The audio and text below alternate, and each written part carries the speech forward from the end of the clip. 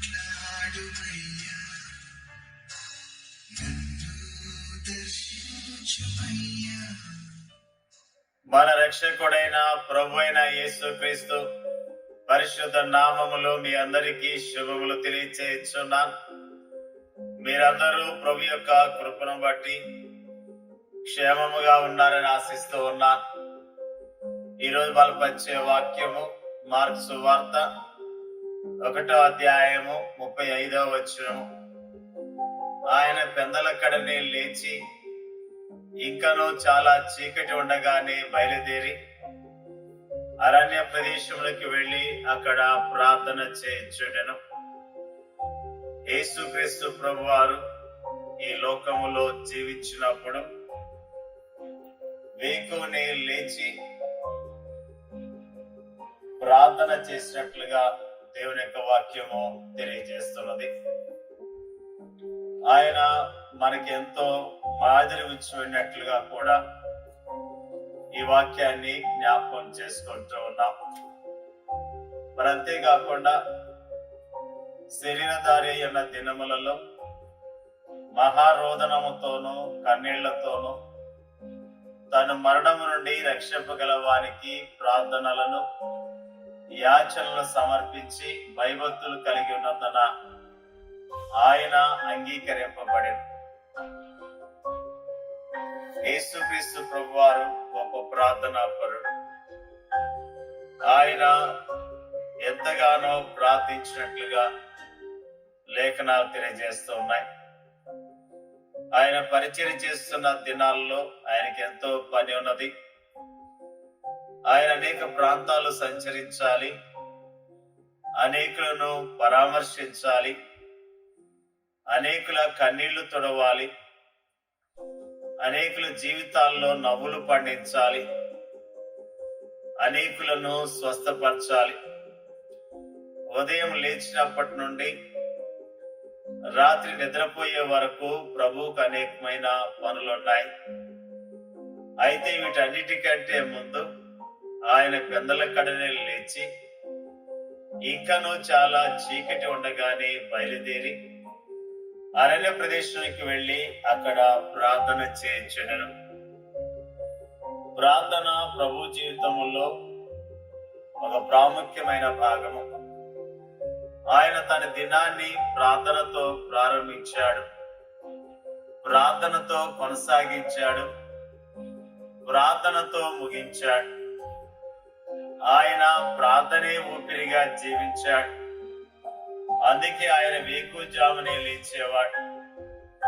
ఆ రోజుకు సరిపడినంత బలాన్ని ఆయన ప్రార్థన ద్వారా పొందేవాడు. ఆ తర్వాతనే ఆయన తన పరిచర్యలో ముందుకు వెళ్ళేవాడు. తన తండ్రితోటి సంభాషణలోను సహవాసంలోను ఆయన తనకు అవసరమైన వనరులన్నీ పొందేవాడు. అందుకే ఆయన పెందలకడని లేచి ఇంకనూ చాలా చీకటి ఉండగానే బయలుదేరి అరణ్య ప్రదేశానికి వెళ్లి అక్కడ ప్రార్థన చేయించుండెను. భూమి మీద ప్రభు పరిచర్య జీవితమునకు ఇది ఎంత అద్భుతమైన వివరణ. అయితే ప్రస్తుతం తండ్రి కుడి పార్శ్వమున ఆయన జీవిస్తున్న జీవితం ఈ లోకంలో ఆయన జీవించిన జీవితానికి ఏమాత్రము తక్కువైంది కాదు.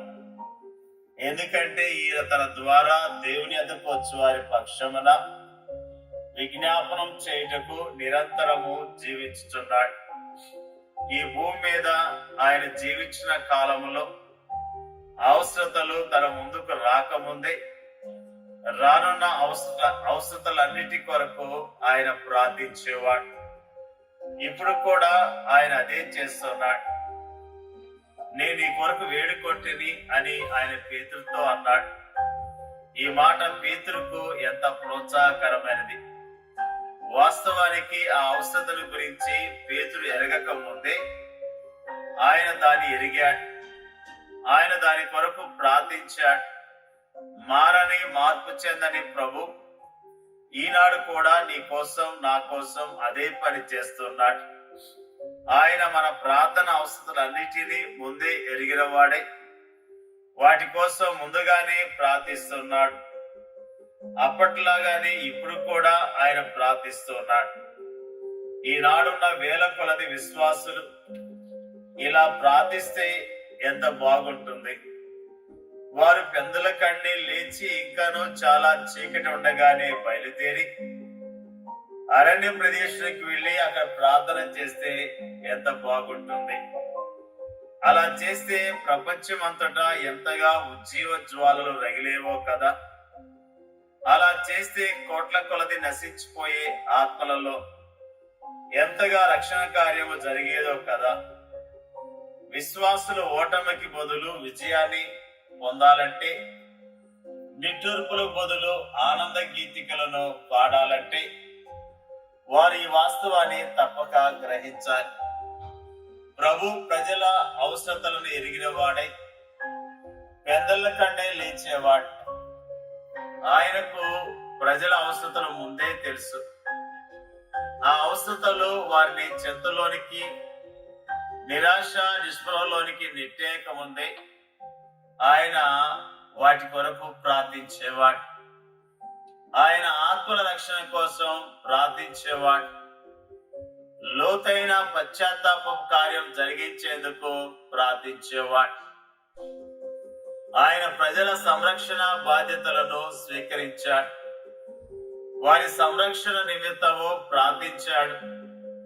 దానికోసం ఆయన పెద్దల కడని లేచి ఇంకనూ చాలా చీకటి ఉండగానే బయలుదేరి అరణ్య ప్రదేశానికి వెళ్లి అక్కడ ప్రార్థన చేయించుండెను. ప్రేమైన దేవుని యొక్క ప్రజలారా, మన ప్రార్థన జీవితము ఎలా ఉన్నది? మన కష్టాలు, మన ఇబ్బందులు, మన సమస్యలు అధికముగా ఉన్నాయి. వాటిని జయించడానికి, ఎదుర్కోవటానికి మనకి ప్రార్థన చాలా అవసరం అయి ఉన్నది. చాలా మంది క్రైస్తవులు ఎవరో ప్రార్థన చేయాలని ఉత్తరాలు రాస్తూ ఉన్నారు. గొప్ప గొప్ప సేవకులకు ఫోన్లు చేసి మాట్లాడుతున్నారు. వారు వ్యక్తిగతముగా దేవుని సన్నిధిలో కూర్చొని ప్రార్థించకుండా, ప్రార్థన జీవితం లేకుండా ఎవరో పెద్దవారు ప్రార్థన చేస్తే మాకు జవాబు దొరుకుతుందన్న అలాంటి ఆలోచనతో జీవిస్తూ ఉన్నారు. ప్రే సహోదరి సహోదరుడా, నీ ప్రార్థన కూడా దేవుడు వింటాడు. నిజముగా దేవుని సన్నిధిలో కూర్చొని ప్రార్థన చేయగలిగితే నీ ప్రార్థన ద్వారా కూడా దేవుడు గొప్ప కార్యాలు జరిగించడానికి సిద్ధముగా ఉన్నాడు. వ్యక్తిగతముగా ప్రభు సన్నిధిలో కూర్చొని అలవాటును మనము కలిగి ఉండాలి. వేకువజామునే లేచి ప్రభు పాదాల యొద్ద కూర్చొని ప్రభు సన్నిధిలో ప్రార్థన చేసి విశ్వాసంతో మనము జీవించవలసిన వారమై ఉన్నాం. ప్రభు మన పక్షాన కార్యాలు చేయడానికి సిద్ధముగా ఉన్నాడు.